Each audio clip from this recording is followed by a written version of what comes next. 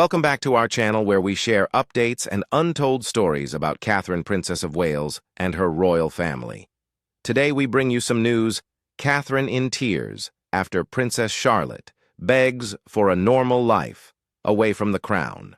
As Princess Charlotte of Wales nears her 9th birthday on May 2nd, discussions both inside and without the palace over the nature of a contemporary royal upbringing have allegedly escalated.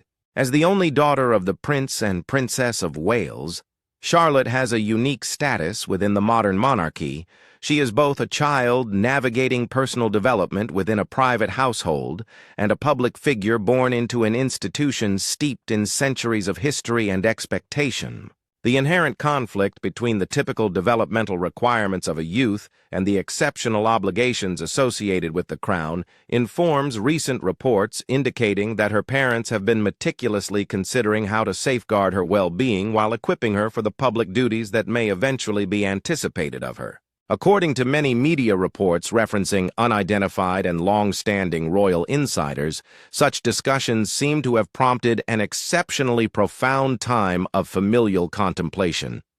The discussion encompasses not just the logistical aspects of education and housing, but also the emotional and psychological factors involved in raising children under continuous public observation. Long-serving members of the royal household who have seen Charlotte from infancy and often form deep relationships with the family's children, have allegedly been impacted by what they view as the pressures on the younger generation. The reports depict a family striving to balance parental intuition and expert advice with institutional demands, prompting inquiries over the future role of royal children and therefore the evolution of the monarchy itself. In the summer of 2022, the Wales family exemplified their endeavor to transform their domestic life by moving their principal home from Kensington Palace in London to Adelaide Cottage on the Windsor estate. The action seemed pragmatic, although it was widely seen as indicative of a calculated change in parenting approach, a desire for more seclusion, a more conventional setting for their offspring, and increased closeness to the late Queen during her last months. Adelaide Cottage is a modest 4-bedroom residence situated inside the guarded confines of Windsor Home Park, offering both privacy and the necessary protection for a family balancing private life with public responsibilities. The relocation from the imagined fishbowl of central London represented a desire for a lifestyle that facilitates play and family rituals, which are less often disrupted by media scrutiny. The migration also addresses the complexities of reconciling civic responsibilities with familial obligations. Kensington Palace, a historic royal palace in central London, has long been linked to the public duties of senior royals, facilitating engagements and providing as a venue for official pictures. It is a location where customary actions such as the school commute may readily transform into a media spectacle. In contrast, Windsor presents a distinct pace, a county town atmosphere, castle grounds, with regulated access and many security measures, and a society where familial routines may be more effectively concealed from incessant public scrutiny. For parents eager to provide their children with typical childhood experiences ranging from spontaneous games in the garden to informal family dinners, the relocation to Adelaide Cottage signified an effort to restore a sense of normality. Education was essential in that decision. In September 2022, Prince George, Princess Charlotte, and Prince Louis started their study at Lambrook School, a co-educational preparatory institution located near Ascot in Berkshire. The children's relocation from Thomas's Battersea, a prominent day school in central London that Charlotte had previously attended with her elder brother, to Lambrook, signified a purposeful shift from a bustling metropolitan atmosphere to a rural expanse of around 52 acres. The alteration of the environment allowed access to expansive outdoor areas and an educational ethos that prioritizes not just academic instruction, but also a variety of extracurricular endeavors, including both conventional team sports and more unconventional hobbies like apiculture and equestrianism. This curriculum provides a diverse range of developmental stimuli, including chances for physical exercise, a strong connection with nature, and social activities that promote resilience and independence. William and Catherine apparently found the school's ideal of fostering a healthy and grounded upbringing aligned with their parenting objectives. Insiders have said that the pair wanted their children to encounter the typical challenges and joys of childhood, such as playing in the mud, learning to cope with minor injuries, or participating in team sports that prioritize bonding over incessant public acclaim. A royal source at the time concisely articulated the couple's objective, stating that they wanted their children to have space to play, stumble, and recover away from the unyielding scrutiny of the public. This decision implicitly critiques the conventional style of royal parenting, which often prioritizes duty and appearance at the expense of children's individual developmental needs. This shift towards a more traditional upbringing aligns with an expanding global debate on child development and mental health. Research in developmental psychology underscores the significance of unstructured play, social interactions, and incremental exposure to responsibilities in the building of stable identities across childhood and adolescence. For parents across all socioeconomic strata, facilitating chances for a kid to explore limits and cultivate independence is generally seen as advantageous. The royal family, which has traditionally harmonized ceremonial responsibilities with personal life, deliberately choosing an educational setting that emphasizes developmental opportunities, can be interpreted as both a parental choice and an institutional endeavor to align monarchy with modern standards. A more emotional reason for migrating to Windsor was the need to be closer to Queen Elizabeth II during her last months. As the late monarch's health deteriorated, she resided extensively at Windsor Castle, while Adelaide Cottage provided the Wales family with the chance for more regular casual visits. The months enabled the youngsters to create personal memories with their great-grandmother instead of only engaging in formal activities. The Queen was seen to possess a distinct fondness for Charlotte. Observers remarked on her admiration for the girl's assured demeanor and her considerate rapport with her siblings. The Windsor period therefore amalgamated a pragmatic shift towards a more tranquil lifestyle with a human inclination to optimize familial interactions at a pivotal family change. Privacy became a further interconnected incentive for departing Kensington Palace. Kensington, while still an official royal house, has increasingly mirrored a life of public exhibition throughout the years. Routine tasks such as the school run sometimes drew photographers and significant media attention, complicating the notion of a normal childhood. In comparison, the Windsor site offered a semblance of refuge. Adelaide Cottage is located inside the secure confines of Windsor Home Park, providing the family with enhanced security and regulated access, so affording them safety from unwelcome scrutiny. A family acquaintance informed the Sunday Times that for children at an age where incessant scrutiny could be burdensome, Windsor offered essential breathing space. This characterization emphasizes the dual nature of the relocation as both strategic and parental. It aimed to protect the children from the most detrimental aspects of celebrity culture, while allowing William and Catherine to perform their public duties in a manner they considered responsible and sustainable. The decisions made by the Welsh couple should be interpreted within the framework of an overarching parenting philosophy. They want to reconfigure the concept of raising royal children in the 21st century, emphasizing emotional well-being, strong familial bonds, and access to typical childhood activities. Opting for a modest personal residence instead of a sprawling estate, and selecting a rural school with ample grounds over an urban institution were decisions that clearly prioritized the protection of the children's developmental years from excessive public scrutiny. These decisions possess symbolic significance, as they indicate a readiness to modify royal traditions in accordance with modern standards of child-rearing and mental health, while also bearing practical consequences for the family's management of official responsibilities in the future. This adaptation has historical precedence, but the particulars vary by era and kingdom. Historically, royal offspring have been reared with a strong focus on duty and preparation for public life, often distanced from their parents by governesses, tutors, and strict protocols. Queen Victoria's household, for example, had a meticulously organized upbringing with distinct demarcations between parents and workers. Current attitudes towards attachment parenting, mental health awareness, and familial engagement have led several contemporary royals to foster an alternative image that emphasizes parental presence and nurturing.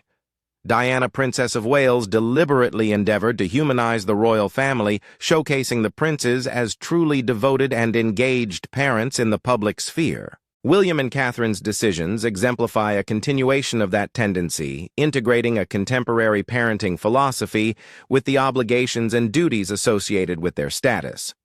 Princess Charlotte's personal situation is historically and legally unique.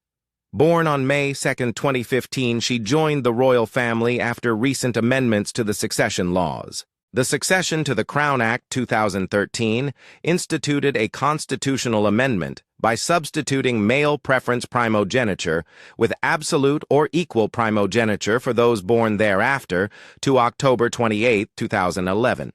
Before the act, a younger boy would supplant an older daughter in the succession order. This was the long-standing convention. Consequently, Charlotte became the first female member of the British royal family to directly profit from this constitutional amendment. Upon the birth of her younger brother Prince Louis in 2018, Charlotte's position in the line of succession, then fourth, was unaffected by the introduction of a male sibling. The seemingly minor legal modification has significant symbolic weight. It legally establishes that birth order rather than gender dictates succession for current members of the royal line. The legal framework concerning titles and styles has similarly influenced Charlotte's public persona since her birth.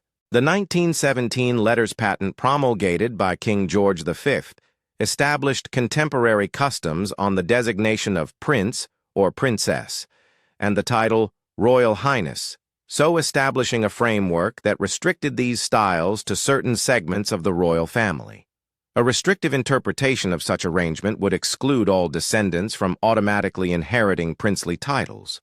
In anticipation of Prince George's birth and considering the impact of such titles on a child's public image and the family's internal relationships, Queen Elizabeth II issued a letters patent delineating the claim of the children of the oldest son of the Prince of Wales to the princely style.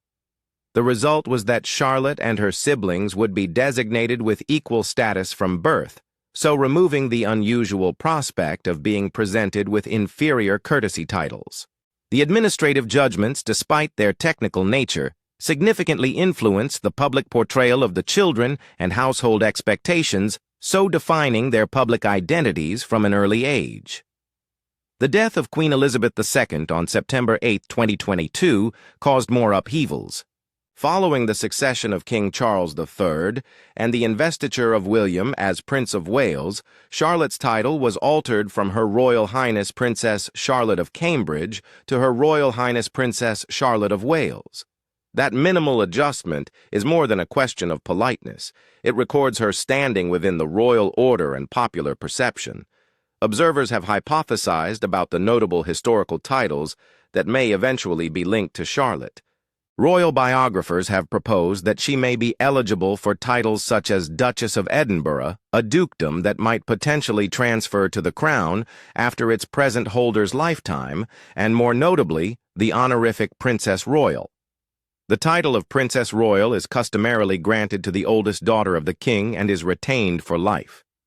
Princess Anne's career has exemplified the position through decades of continuous public service and many engagements. Given that King Charles III had no daughters, it is generally expected that Charlotte may eventually be eligible for the title of Princess Royal either during her grandfather's reign or her father's. This potentiality sets Charlotte on a path toward one of the highest roles among working royals of her generation, so amplifying the scrutiny over the management and safeguarding of her upbringing. Amidst this context of legal change and title transformation, stories indicate that the realities of royal life are causing apprehension within the Wales family. Numerous media publications citing unnamed sources, such as a former nanny and royal personnel, have characterized Charlotte as becoming more aware of the limitations of her position. A long-serving former nanny, commenting anonymously, reportedly said that Charlotte was acutely aware of the cameras, the procedures, the expectations, in a manner that seemed sophisticated for her age. The identical source ascribed to the princess poses inquiries that are both naive and incisive. Why cannot I simply be Charlotte? And must I perpetually wave at strangers? Whether documented verbatim or recounted more loosely, such questions, if genuinely posed, imply a child striving to reconcile the inherent developmental challenge of establishing a private identity with the external, frequently impersonal expectations of public representation. Observers and critics have remarked on Charlotte's personality qualities, often drawing comparisons to earlier generations of royals. Biographer Angela Levin has remarked on Charlotte's independent streak and steeliness, reminiscent of a youthful Princess Anne. Inferences about temperament are inherently hypothetical, yet they aim to convey that Charlotte is not just a passive participant in royal life. Rather, she is shown as a child with discernible ideas and a developing sense of herself. Determination and self-possession, while often lauded as virtues, may also increase the likelihood of a young individual resisting elements of an unchosen existence. The interaction between inherent traits and assigned tasks raises a critical issue. How can parents cultivate individual autonomy in an environment when roles and obligations are often dictated externally? Media reports indicate that the family's apprehension has intensified in recent months, characterized by a notably serious private dialogue at Adelaide Cottage. Insiders have indicated a modified dynamic inside the household, less public appearances by the parents, and a focus on addressing the children's needs. Certain stories have claimed that the Wales family consulted child psychologists and family therapists to evaluate and address the emotional aspects of Charlotte's distress. Although these testimonies cannot be independently substantiated and should be approached with skepticism, they do suggest that a family is really seeking expert advice for the well-being of their children. Engaging external expertise aligns with contemporary parenting practices, whereby professional guidance is often sought during instances of children's discomfort or when parents encounter intricate social situations. Child psychologists provide resources for facilitating identity development, alleviating anxiety, and equipping youth for incremental civic engagement. For a family in the royal limelight, such proficiency has institutional significance. It facilitates the formulation of calculated evidence-based tactics that can withstand scrutiny and be modified over time to accommodate specific demands. Interventions such as graded exposure, which involves incrementally acclimating a kid to public-facing circumstances, and cognitive behavioral techniques for addressing social anxiety, are potential clinical treatments to examine. Family therapy may assist parents in managing the conflicting responsibilities of role modeling, boundary establishment, and advocacy within an institution that traditionally prioritizes obligation above individual desire. In the most dramatic narratives that have emerged, Charlotte purportedly made a direct appeal to diminish her public responsibilities. If accurate, this would be significant. A 10-year-old expressing a desire that may substantially influence her public life indicates both emotional lucidity and parental receptiveness. An unnamed source said that the princess's request elicited profound emotional responses inside the family, with reports of Catherine being in tears for days and William pacing the gardens at night. These photographs illustrate the tangible struggle that parents in this situation experience while choosing between institutional responsibilities and their child's personal needs. Reports have highlighted the human aspect of this purported private conflict by focusing on the responses of palace personnel, many of whom have dedicated decades of service to the family and formed intimate bonds with the children. Mrs. Margaret Henderson, a former senior household manager at Kensington Palace, with over 20 years of service, reportedly expressed her reservations regarding the staff atmosphere, stating that the children are loved beyond measure, and that witnessing their struggles profoundly impacts everyone. This testimony, shaped by enduring caregiving connections, indicates that concern for the children's well-being transcends direct family circles and into the professional community that supports royal household life. Some tales have circulated more poignant and dramatic scenarios, including said times of goodbye and emotional exchanges between Charlotte and her household members before routine changes. A security officer recounted an incident in which Charlotte approached individual staff members expressing gratitude by name and conveying her affection while articulating her desire to discover her identity apart from this. The officer's observation that there was not a dry eye in the room contributes a profoundly human element to the account. It is crucial to underscore, as several critics have noted, that such intricate, intimate scenarios are hard to verify outside and should be regarded as unconfirmed accounts rather than completely substantiated facts. The recurrence of such storylines highlights a media and public need for stories that humanize the royal family and reveal the emotional ramifications of public life. The Princess of Wales is said to be in the forefront of the family's reaction to Charlotte's circumstances. Catherine, having traversed her own journey into the royal limelight, has actively advocated for issues of early childhood development and mental health. Her advocacy initiatives are seen by observers as more than just ceremonial. Royal commentator Emily Nash stated that Catherine has consistently advocated for her children to experience normalcy in their friendships and childhoods amidst the atypical circumstances of royal life. This statement encapsulates a fundamental conflict. How can parents providing private protection for their children balance this with the responsibilities inherent to being senior members of the royal family? Catherine has reportedly been the most outspoken proponent within the family for modifying procedure to accommodate her daughter's requirements. An insider reportedly said that Catherine informed top palace officials she would choose her daughter above the institution if compelled to make that decision, an assertion that, if true, would significantly impact the traditions and expectations of a centuries-old structure. Catherine's public engagement in early childhood development and mental health situates her uniquely. Her patronages and efforts have focused on issues that correspond with the private parenting decisions documented: early childhood assistance, parental education, and early intervention in mental health. The alignment of public advocacy and private behavior, assuming the latter occurs, enhances the credibility of the notion that the couple's domestic choices reflect their beliefs rather than superficial image control. This alignment presents intricate governance issues about the conflict between individual parenting choices and institutional obligations for the palace. A contradiction exists in advocating for public campaigns for early childhood while concurrently requesting exemptions for one's own children.